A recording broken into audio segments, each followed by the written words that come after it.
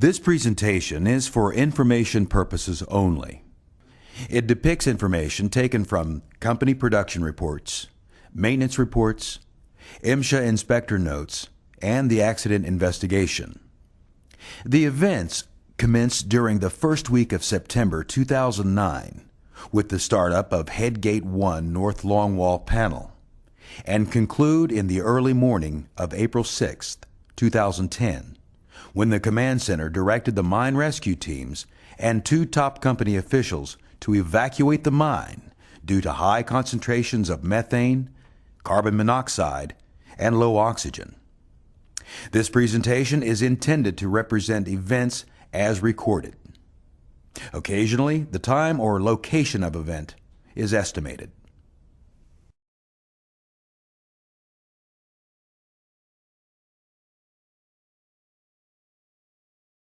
Testimony from interviews of several UBB day shift miners indicated they were not aware of any problems or unusual conditions on April 5, 2010, until the time of the explosion. The first production report was called out at 7:30 a.m. for the longwall. The longwall made 2 passes and ran until 11 a.m. when it was shut down due to mechanical problems with the shearer. The longwall system was down until around 1:30 p.m.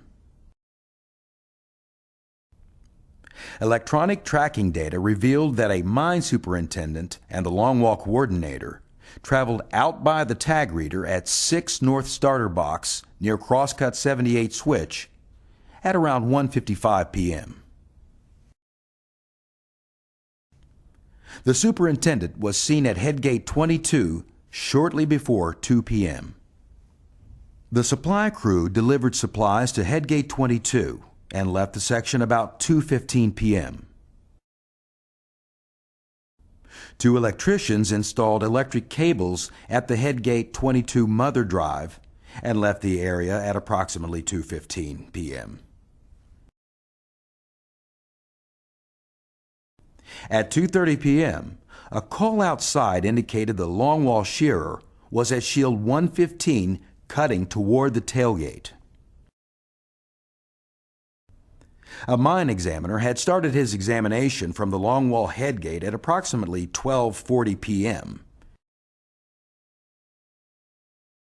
He walked out of the Ellis portal at approximately 2:25 p.m.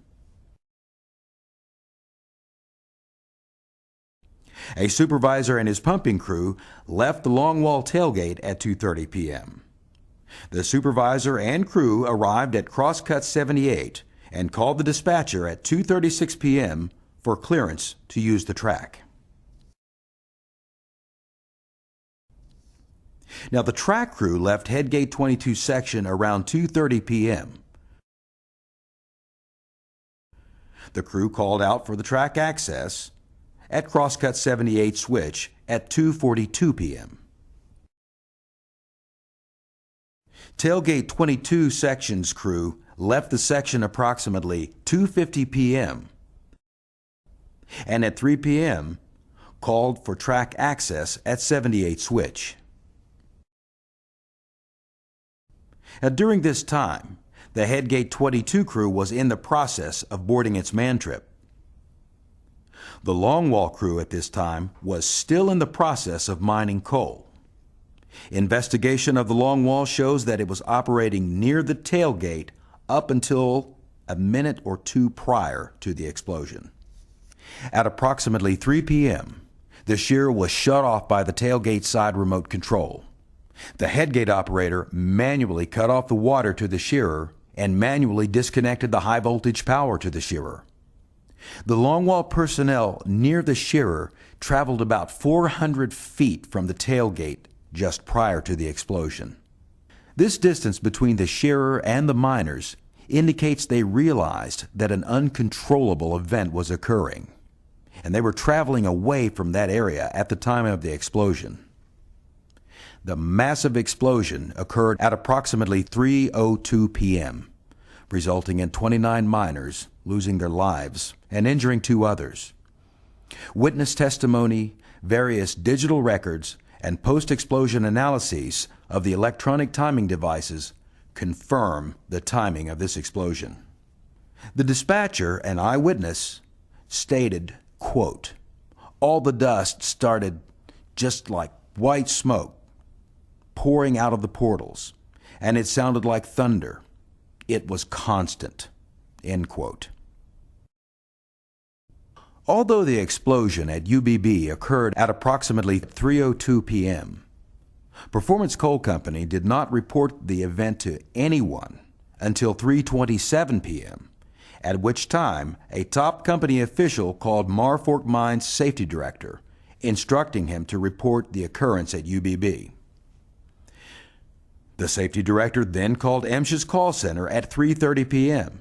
and reported a carbon monoxide inundation and an air reversal on the belt line at Ellis Portal. MSHA District 4 at Mount Hope was notified by MSHA hotline at 3:42 p.m. The Mine Act and federal regulations require that a mine operator must report a serious accident to MSHA within 15 minutes of the occurrence.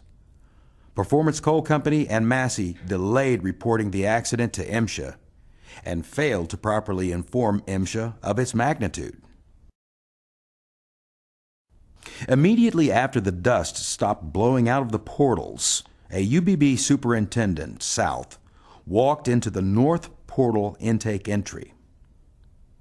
Another UBB employee took a man trip into the mine by himself. He met up at Plumley Switch with two other employees who had also walked the track entry from the north portal. At this time, all three individuals continued in by via the man trip. Meanwhile, 25 to 30 minutes after the explosion, 6 company personnel, all of whom were upper management at UBB except for one individual, took a man trip into the mine at the Ellis Portal. All 6 individuals in the group were barefaced, that is, without mine rescue breathing apparatus, and some had Solaris handheld multi-gas detectors. At Ellis Switch, they called out their location and proceeded in by slowly. At Crosscut 42, the group saw a light from a miner's cap lamp approaching on foot. They continued in by and encountered the source of the light, Timothy Blake, who had been working with the Tailgate 22 crew. He was walking out of the mine and was wearing his self-contained self-rescuer, SCSR. One of the top-ranking company officials from the group asked Mr. Blake what had happened, and he replied that there had been an explosion. He informed the group that his crew, the Tailgate 22 crew, was in by about 20 crosscuts. Blake told the group that before he started evacuating the mine, he had put SCSRs on everyone he could. He was unable to do so for one miner because the SCSR could not be located. The 5 members of the group then continued in by on foot and left one other member, an emergency medical technician, with Mr. Blake at the man trip. 3 individuals from the group carried extra SCSRs with them. The 2 top-ranking officials from the group reached the Tailgate 22 crew man trip first, and then flagged the others behind them to hurry. The 2 top officials instructed another group member to go back and get the man trip that was left with Mr. Blake and the emergency medical technician.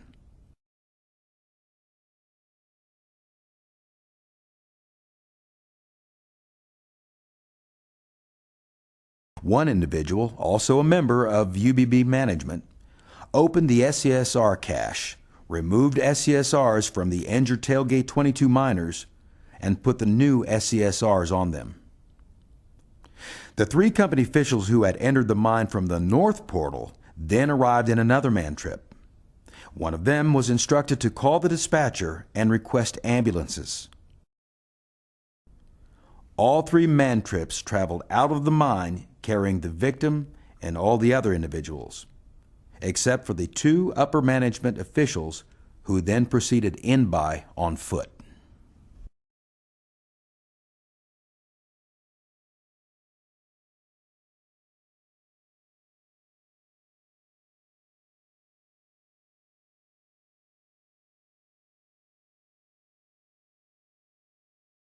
Meanwhile, Between 3:30 p.m. and 4 p.m., members of Massey's Southern West Virginia Mine Rescue Team arrived at Ellis Portal.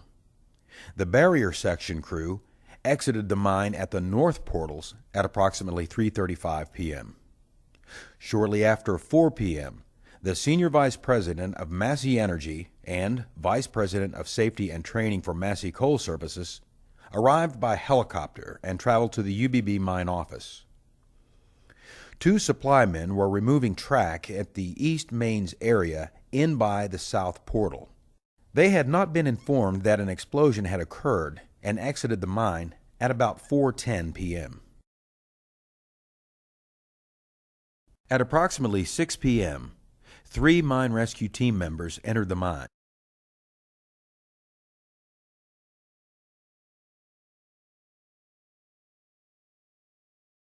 The mine rescue team members established a fresh air base at 78 Crosscut. 3 additional mine rescue team members met up with their team members at the fresh air base. The combined team continued to advance communications up to the North Glory mains toward the Longwall Mother Drive. Then, a few crosscuts in by the fresh air base, the mine rescue team members encountered the 2 company officials who, about 2.5 hours earlier, had left the Tailgate 22 crew with the other UBB personnel and had traveled further in by on their own.